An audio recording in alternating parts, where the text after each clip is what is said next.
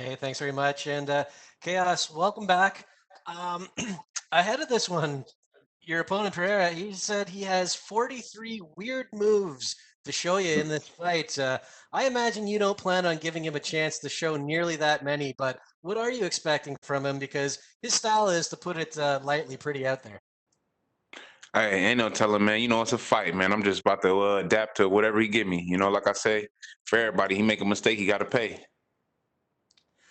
I know it's cliche, but you're a guy who finishes fights. He's a guy who finishes fights. It feels like there's no way this one goes the distance. Is that kind of the feeling you have going in? Definitely, man. That's definitely the feeling that I have going in, man. It's my way. He out of there first round. But if not, I feel like he gonna come in a little bit smarter. So I might just have to ground him out, punish him all 3 rounds.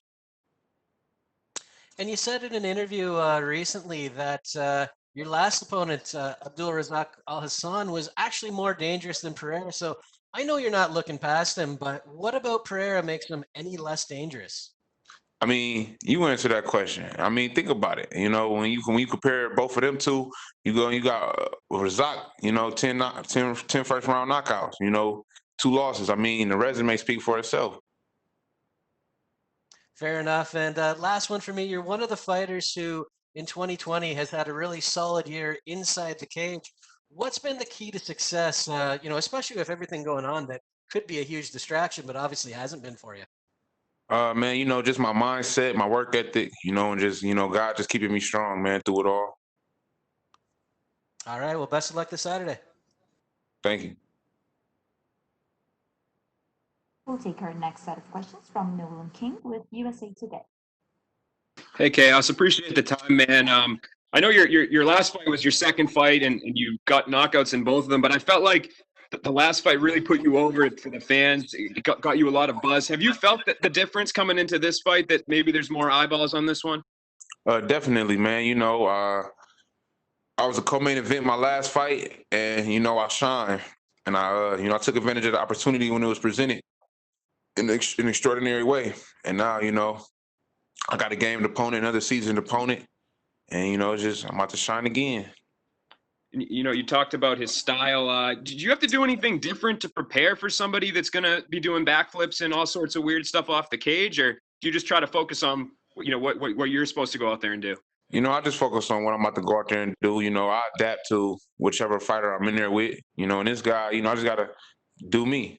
That's really it. Just do me. Go have some fun out there, and like I always say, man, just go test that chin out. When you get in there, is it something that you're keeping mindful to not get distracted with all of his flashy strikes, or do you think that that's not going to be something that phases you no matter what? Something that's not gonna phase me no matter what. I'm one of the most mentally strong people for a fact, and it's nothing that I can't handle. And I know we've only seen in the UFC quick glimpses of you, but for maybe people that haven't seen you go past the minute mark in a fight, how much is there that we haven't seen on the other side of that minute? Man, it's a lot. I'm a well-rounded fighter. I'm only getting better every day, and one of these days, maybe Saturday, hey, the world get to witness a little bit more. Awesome, man. Appreciate the time. Thank you. We'll take our next set of questions from Sumik Data with Sportskeeda. Hey Chaos, hope you're doing well.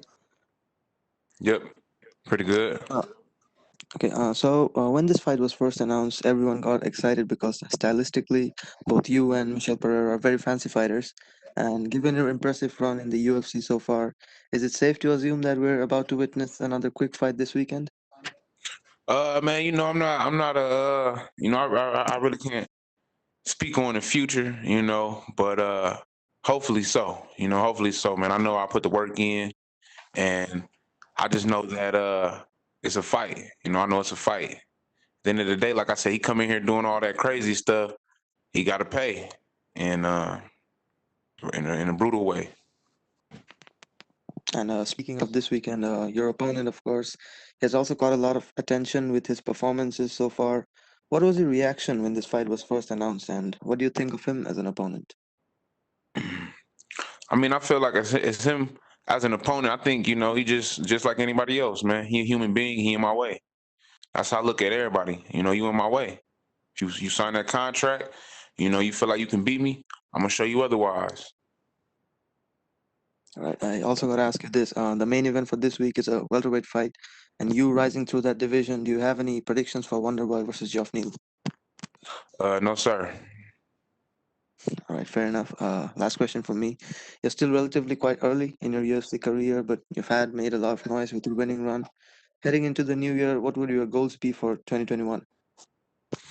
Well, finish this year off great. Have a great Christmas off Buddy Chin.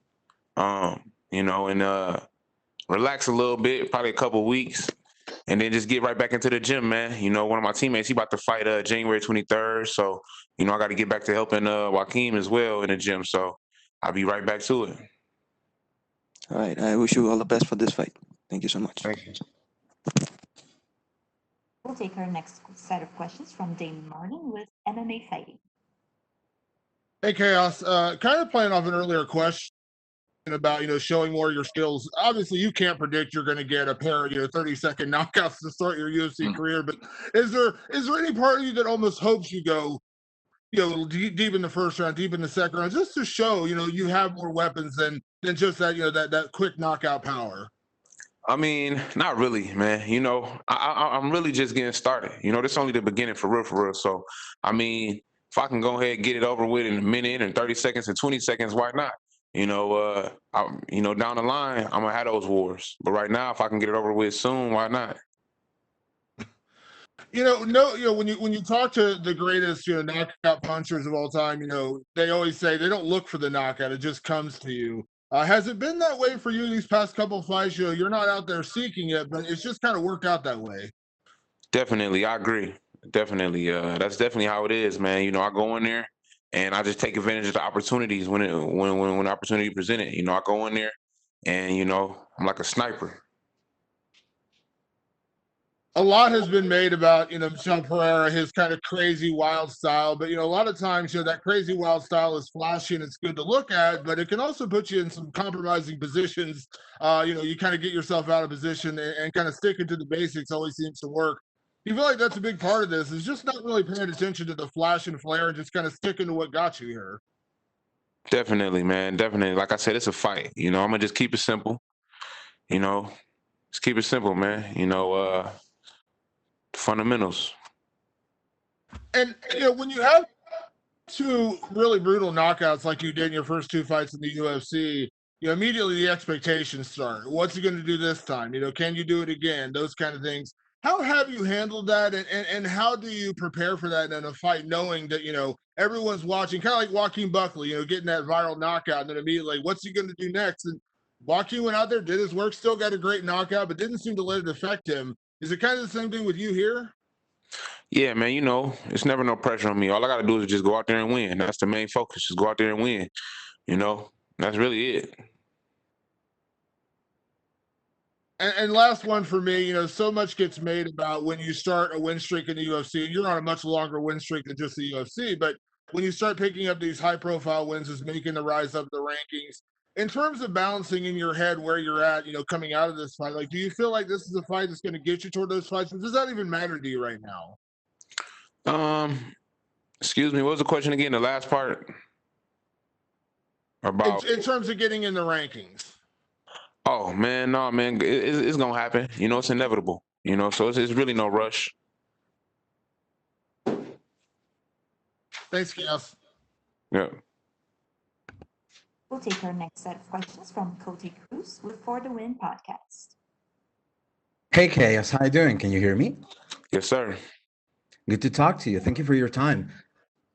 No You're problem. you're one of the hottest prospects of the year, but so far we've seen you only less than a minute in the octagon, like a colleague said before.